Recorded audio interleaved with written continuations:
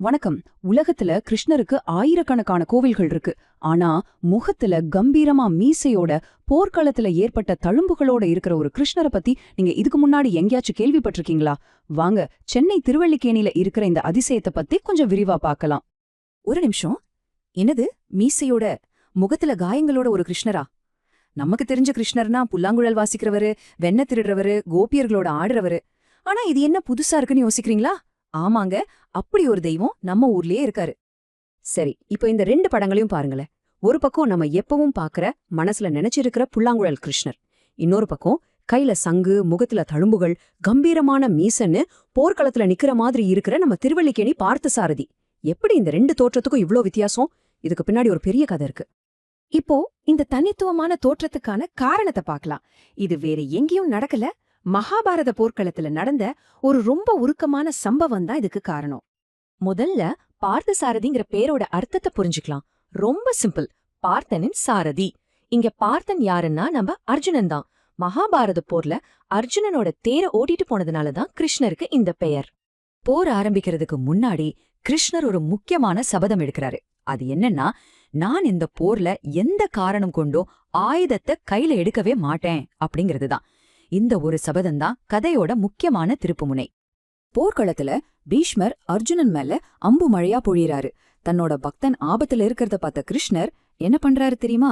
தன்னோட சபதத்தையும் மீறாம தேரோட்டியா இருந்துகிட்டே அர்ஜுனனுக்கு கேடயமா முன்னாடி நின்னு அந்த அம்புகள் எல்லாத்தையும் தம் முகத்திலையும் உடம்புலயும் வாங்கிக்கிறாரு. அன்னிக்கு ஏற்பட்ட அந்த காயங்களோட தழும்புகளை தான் நாம இன்னிக்கும் உற்சவர் சிலையில பாக்குறோம்.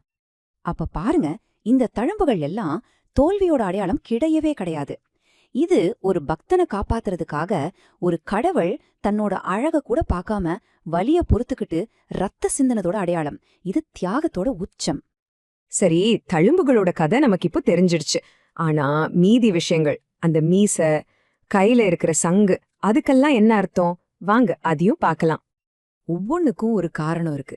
மீசை எதுக்குன்னா, போர்க்களத்துல ஒரு சாரதிக்கு இருக்க வேண்டிய அந்த கம்பீரத்தையும் வீரத்தையும் காட்டுறதுக்கு. சரி, கையில சுதர்சன சக்கரத்துக்கு பதிலா சங்கு ஏன் இருக்கு? ஏன்னா ஆயுதம் எடுக்க மாட்டேன்னு சத்தியம் பண்ணிருக்காரு இல்லையா, அதை காப்பாத்துறதுக்காக. அவரோட நிக்கிற தோரணிய பாத்தீங்கன்னா போற தொடங்க சங்க ஊத தயாரா இருக்கிற மாதிரியே இருக்கும். இப்போ கொஞ்சம் இந்த கோவிலோட வரலாற்று பத்தி தெரிஞ்சுக்கலாம். இந்த கோவில் இருக்கிற இடம் நம்ம சென்னை நகரத்தை விட ரொம்பவே பழமையானது. இன்னைக்கு நாம ட்ரிப்ளிகேன்னு சொல்றோம் இல்லையா, அந்த இடத்தோட உண்மையான பேர் திருவல்லிக்கேணி. அதுக்கு அர்த்தம் புனிதமான அல்லிப்பூக்கள் நிறைஞ்ச குளம். இந்த கோவில் கிபி 8ஆம் நூற்றாண்டிலேயே பல்லவ மன்னர்களால கட்டப்பட்டிருக்கு. அதாவது மெட்ராஸ்ங்கிற ஒரு நகரம் உருவாகிறதுக்கு பல 100 வருஷங்களுக்கு முன்னாடியே இந்த கோவில் இங்க இருந்திருக்கு. இது 108 திவ்ய தேசங்கள்ல ஒண்ணுங்கிறதும் ஒரு பெரிய சிறப்பு. இந்த கோவிலோட தனித்துவம் இதோட முடியல. இன்னும் ஒரு பெரிய ஆச்சரியம் உங்களுக்காக காத்துக்கிட்டு இருக்கு. அடுத்து நாம பார்க்க போற விஷயம் உங்களை ரொம்ப ஆச்சரியப்படுத்தும். 5. இந்த நம்பரை பார்த்ததும் உங்களுக்கு என்ன தோணுது?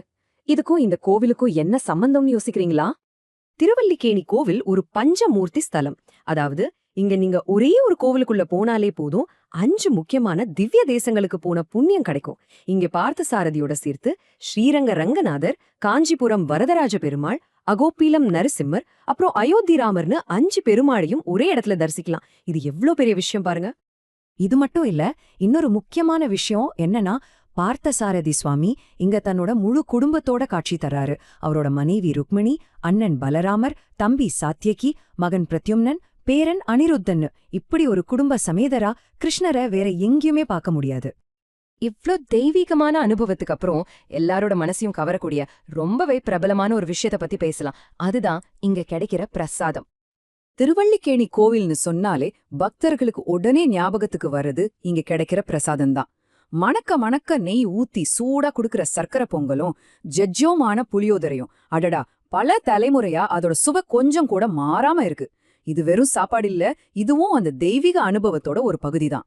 கடைசியா இந்த எல்லா விஷயங்களையும் மனசுல வச்சுக்கிட்டு ஒரு சின்ன கேள்வி. மகாபாரத போர்ல அர்ஜுனனோட தேர பார்த்தசாரதி சரியான வழியில ஓட்டிட்டு போனாரு. அதே மாதிரி உங்க வாழ்க்கை தேர ஓட்டிட்டு போற சாரதி யாரு? இத பத்தி கொஞ்சம் யோசிச்சு பாருங்க.